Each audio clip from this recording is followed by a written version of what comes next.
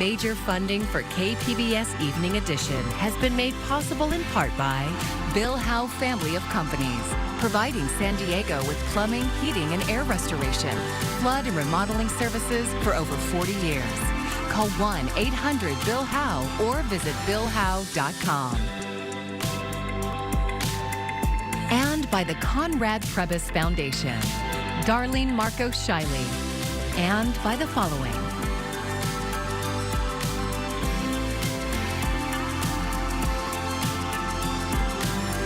And by viewers like you. Thank you.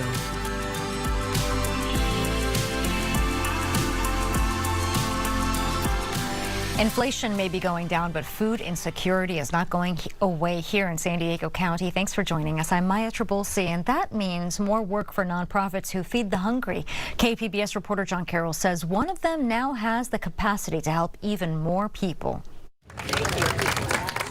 At Feeding San Diego's Food Distribution Center in Sorrento Valley, a celebration this morning.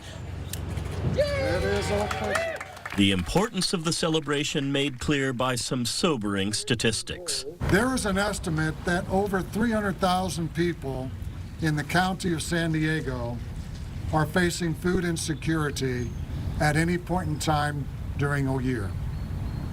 Of that, over 80,000 of them are children. Feeding San Diego works with hundreds of local charities, including schools, healthcare providers, and faith communities, providing food to feed all those people. In 2022, they opened a small pantry here. Today marked the opening of an expanded pantry. They call it a marketplace. When Feeding San Diego says expansion, they're not kidding. This small room is the old marketplace. This is the newly expanded marketplace. Feeding San Diego says it's not only bigger, but it's better in every way.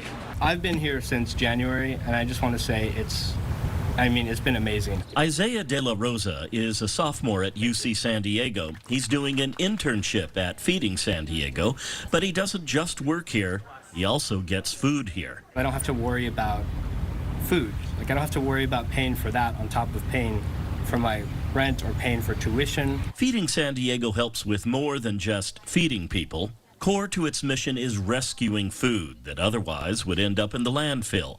Leticia Rodriguez oversees that process. We work with manufacturers and growers in San Diego that either they overproduce or they have extra product that they weren't able to sell. And Feeding San Diego also rescues food from retail stores. Our retail stores have products that they, have excess of. And our partner agencies pick up directly.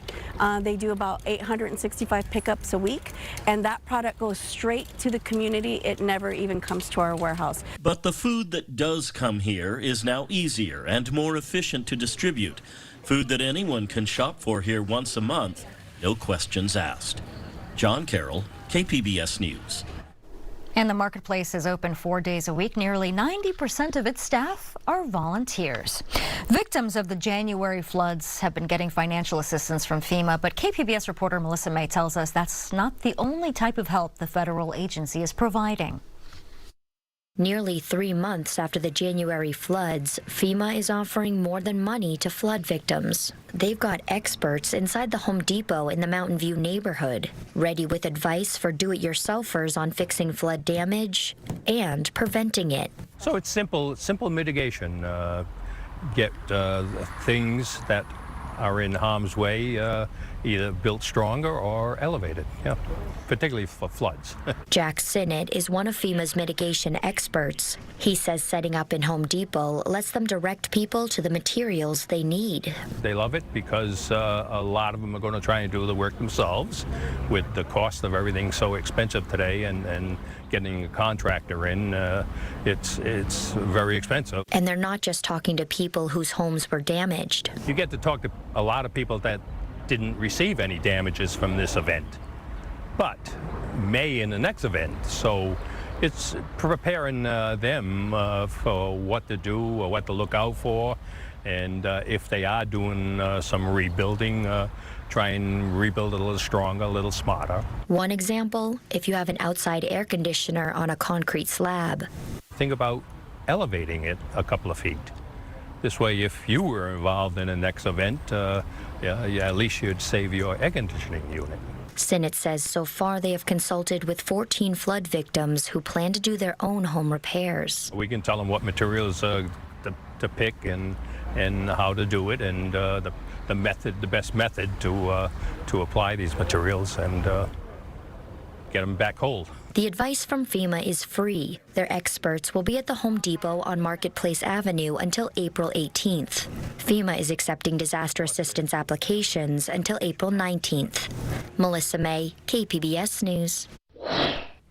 I'm Ariella Scalise, and coming up tonight on KPBS, we are looking at a decent stretch. Hopefully you can enjoy some time outside. Tonight we're down to 57 under a partly cloudy sky, but as we head into the end of the week and through the weekend, we're going to be tracking our next storm system. That's going to bring some disruptive weather in the form of some showers, some rain that could slow down travel and impact those outdoor plans. A closer look at the forecast is coming up. Little more than a week after the USS Boxer left San Diego, it's turning around and coming home for repairs. Navy officials say the latest mechanical problem is with the ship's rudder.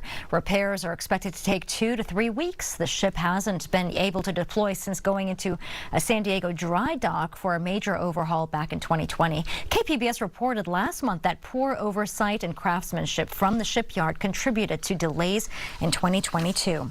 A Navy chief on trial in San Diego is facing life in prison. He allegedly passed national security secrets to a foreign agent. KPBS military reporter Andrew Dyer was in court as the trial got underway. Chief Fire Controlman Bryce Petticini is facing 8 espionage charges. He was most recently assigned to the guided missile destroyer USS Higgins in Yokosuka, Japan. Prosecutors say his foreign contacts began 2 years ago in Virginia. That's when a woman messaged him on Facebook, claiming to be a researcher from Japan. She offered to pay him for research projects on Navy tactics and strategy. Prosecutors say she was not a Japanese researcher, but a spy from a foreign country. Petticini began writing a series of white papers for the agent, but he wanted more money. The agent allegedly told him he'd need to start handing over classified documents. Petticini transferred to a destroyer in Japan in early 2023. Then he allegedly accessed those documents and tried to send them to the woman. That's when agents from the Naval Criminal Investigative Service arrested him. Prosecutors say evidence from Petticini's phone, computer, and bank accounts will show he, quote, sold out his country. Petticini pleaded guilty to bringing his cell phone into a classified workspace. He denies the other charges against him. If convicted, Petticini faces life in prison. Defense attorneys didn't make opening arguments, instead opting to do so when they begin presenting their case. Petticini's trial is scheduled to run through next week. Andrew Dyer, KPBS News. Former NFL star and broadcaster O.J. Simpson died from prostate cancer yesterday. His family made the announcement on social media. While his athletic achievements brought him fame, they were eclipsed by his acquittal in the brutal killings of his ex-wife Nicole Simpson and friend Ron Goldman, and several run-ins with the law after that. Stephanie Elam reports. O.J. Simpson soared to fame as number 32 for the Buffalo Bills. I'm sorry for all of it. And plummeted to infamy as inmate number 1027820 in the Nevada Department of Corrections. In between, Simpson led a life filled with more surreal drama than all of his various film and TV projects combined. O.J., you're come on. Mass media experts say Simpson's sensational televised low-speed chase, arrest and murder trial Doesn't fit, you must acquit. stand as the first reality show and perhaps the greatest three-ring television phenomenon ever. At one point, the world heard O.J. Simpson's ex-wife, Nicole Brown Simpson, say, I don't want to stay on the line. He's going to beat the shit. Wait a minute. Then later, Simpson was charged with the horrific murders by knife of Nicole and her friend Ron Goldman.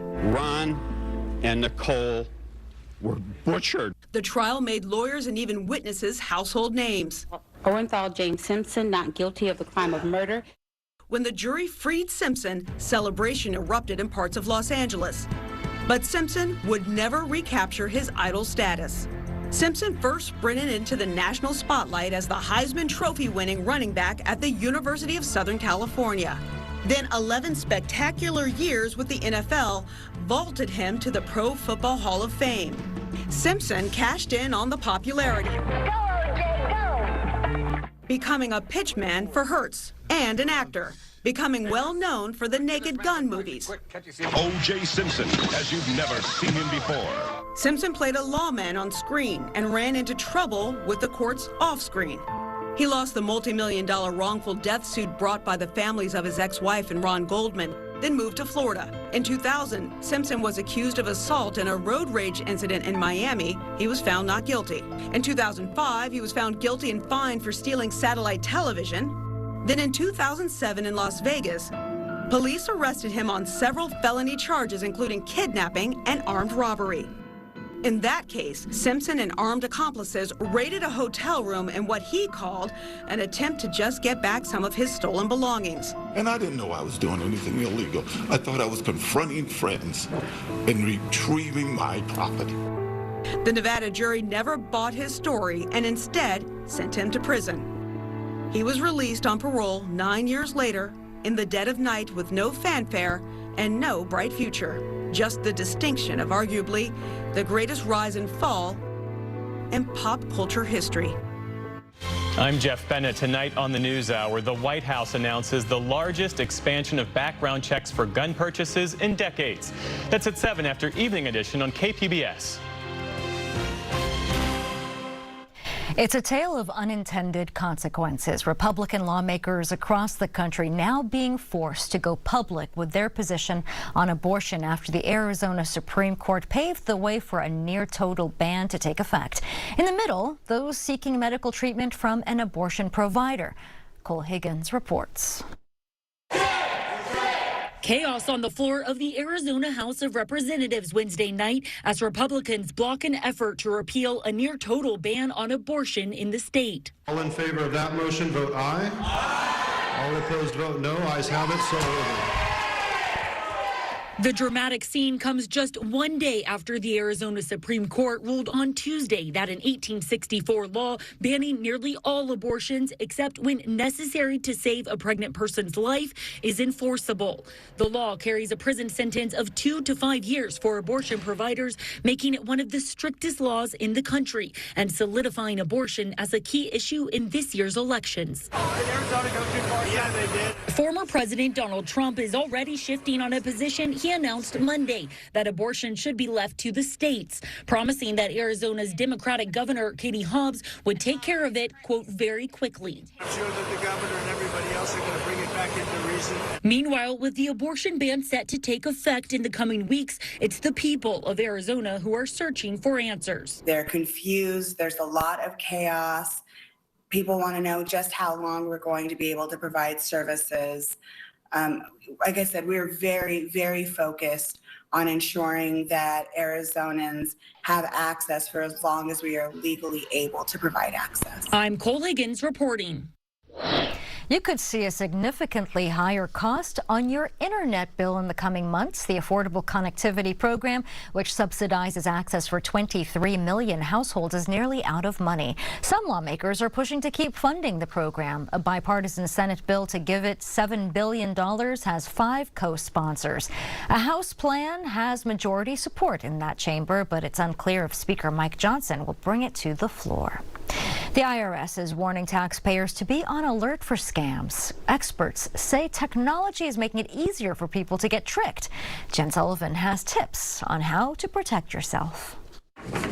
It's the time of year where Americans are filing their taxes and waiting for a possible refund, and scammers are seizing on an opportunity to make some money of their own. The IRS is warning taxpayers to watch out for fake letters asking recipients to provide personal information to receive an unclaimed refund. These letters even have the IRS letterhead to make them look legitimate. When those bad actors borrow the name and the legitimacy of that government agency, we tend to trust that. And especially when you're talking about the IRS. Eva Velasquez is the president and CEO of Identity Theft Resource Center, a nonprofit that provides resources to victims of scams. She says advancing technologies like AI is making it easier for fraudsters to target people. They are getting much more sophisticated. The amount of money lost to scams have gone up 14% in the last year, according to recent data from the Federal Trade Commission. 2.6 million people reported being scammed, with consumers losing more than $10 billion.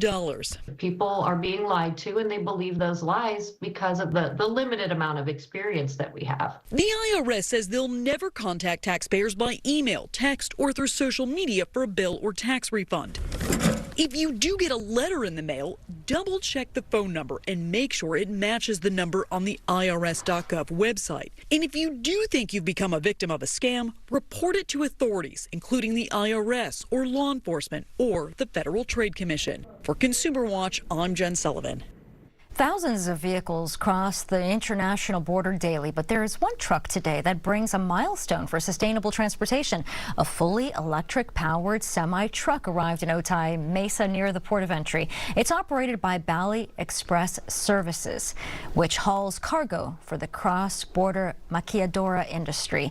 Local leaders were there to celebrate what they say is an important step toward reaching San Diego's emission goals. We are trying to fight the climate change. We are trying to give more opportunity to the young people to live in a clean environment. SDG&E says its expanded charging system will provide the power for the new electric truck. Also today, San Diego Mayor Todd Gloria said the city will unveil its first EV fire truck in the coming weeks.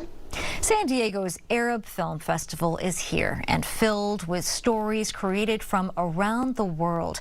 KPBS reporter Jacob Ayer says this year many of the films have a special focus on the conflict in Gaza. Held at the Museum of Photographic Arts in Balboa Park, the 13th annual San Diego Arab Film Festival starts April 12th and runs through the 21st. So it's a science fiction documentary which I co-directed with an American filmmaker, New York-based Sarah Friedland. Rami Yunus is the co-director of Lid, the closing night feature film at the festival.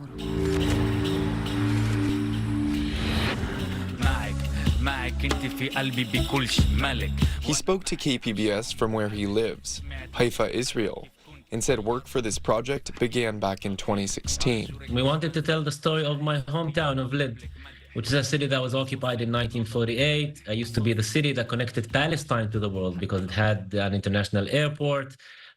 Trains would depart from there to Lebanon, to Cairo, back when the borders were open. Lid is one of many films that will be featured at this year's festival.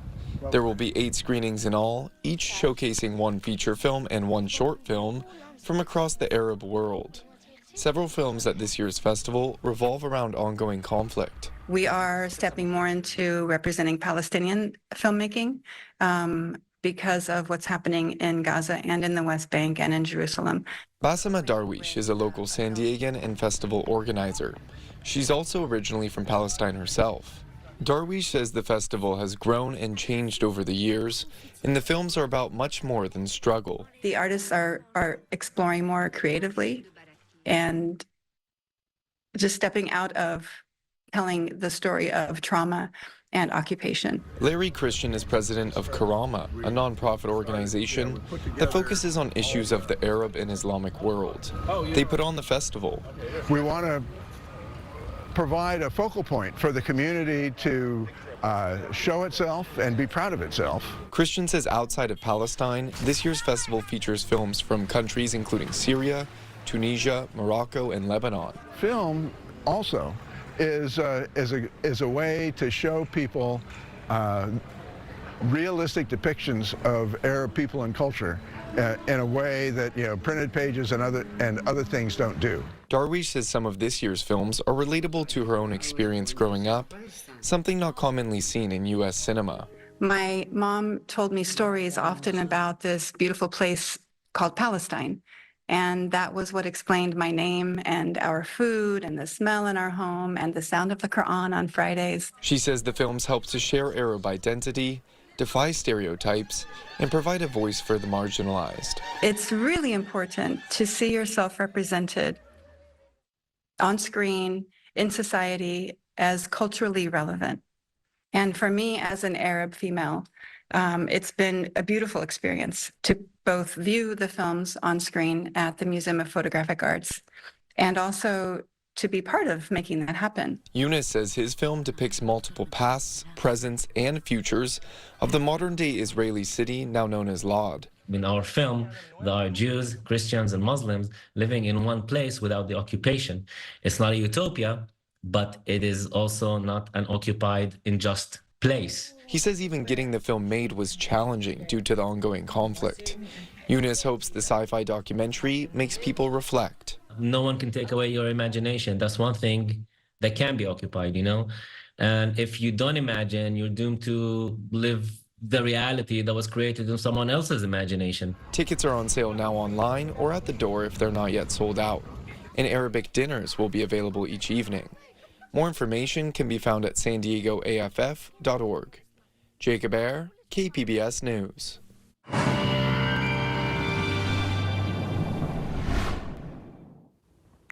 And looking at our weather headlines, hopefully you enjoyed the nice weather that we've had, because we're going to start to welcome a pattern with cooler temperatures and some gusty winds, especially throughout the mountains and deserts as we head throughout the next couple of days. Windy and wet weather does move through as we head into the weekend, but then as we head into early next week, we're going to be tracking some warmer and drier weather returning. Dry through tonight, 61 in Borrego Springs, Mount Laguna, you drop to 47, San Diego 57, Oceanside 53, and Chula Vista, you'll be at 54. Through the day on Friday, notice SoCal is dry, but as that next storm starts to move in from north to south, we're going to see the rain and the showers impacting Northern California. Meanwhile, we'll still stay dry and a little bit cooler throughout the day tomorrow. 66 in San Diego, Oceanside 67, and Chula Vista on your Friday up to 66. A warm sunny day for Borrego Springs on Friday, and Mount Laguna, you'll be into the lower 50s. But this is what happens as we head into the weekend. We track this slow moving low as it makes its way through SoCal, and that does bring the return of the rain and the showers. Could see some areas of localized flooding. I don't think this is going to be as impactful as the last few storms, but it could still bring some rough surf and could slow you down if you are traveling as we head into the weekend. Let's take a look at the next 5 days along the coast. Notice a shower or two as we head into the day Saturday. Could see maybe an afternoon shower on Sunday, but then warmer, drier conditions as we head into early next week. The same is true as we make our way inland here as we track Saturday, a shower, especially later in the day, maybe a shower or two on Sunday. Then we'll dry up and warm up as we head into next week.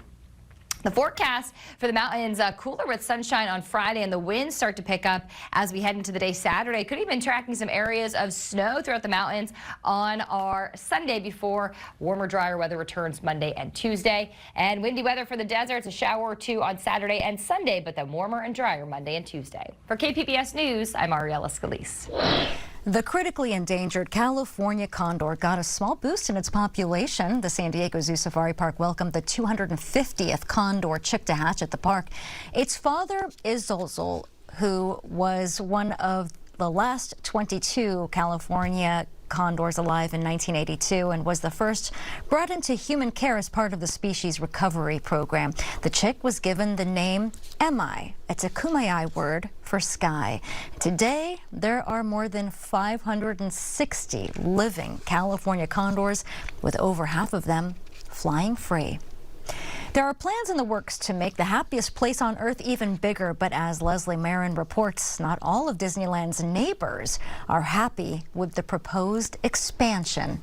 It's known as the happiest place on Earth, but for some Anaheim residents, Disneyland is anything but that right now. We have trouble with the noise, the traffic, everything else, so I can't imagine being even closer. Several residents protested outside a city meeting Wednesday opposing a proposed project by Disneyland that would bring more entertainment, shopping, dining, and theme park attractions to the area. We're concerned about the wages, the 15 million new tourists, the 14,000 more low-wage employees, the streets that they're going to take. The plan, known as Disneyland Forward, would add at least $1.9 billion of new development to land already owned by Disney.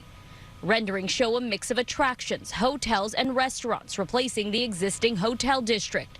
Another rendering shows a new theme park attraction built in what's currently the Toy Story parking lot. Robbins, who lives less than a mile away from the park for 33 years, fears it will all impact her life. The project's impact report found an increase in noise, air quality, and greenhouse gas emissions. They're saying they're all going to be indoors, the ones that are close to the houses.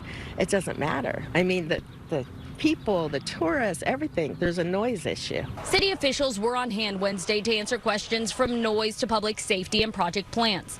According to a study by Disney, the project could bring in $30 million for affordable housing in 5 years. $40 million for street upgrades and $8 million for parks. Our city will grow. Our residents deserve good quality services. We need funding for that, and tourism is our primary way to do that. And not every resident opposes the plan. To be able to bring more visitors to the park, and more visitors to the park means more money for Anaheim, and that's a good thing. I can hear Phantasmic and the fireworks nightly from my house, and I really enjoy it. But for Robbins, she feels as if city leaders may be putting Mickey and Minnie ahead of her family. If they're influenced by Disney money, how can they vote on it? And here's a look at what we're working on for tomorrow in the KPBS newsroom. NPR's Morning Edition discusses how survival from lung cancer is dramatically improving thanks to new treatments and technology. And KPBS Roundtable is discussing this week's state auditor report on how San Diego is handling the homelessness crisis. And you can find tonight's stories on our website, kpbs.org. Thanks for joining us. I'm Maya Trabulsi. Good night. Major funding for KPBS Evening Edition has been made possible in part by Bill Howe Family of Companies, providing San Diego with plumbing, heating, and air restoration, flood and remodeling services for over 40 years. Call 1-800-BILL-HOWE or visit billhowe.com. And by the Conrad Prebys Foundation, Darlene Marco Shiley, and by the following.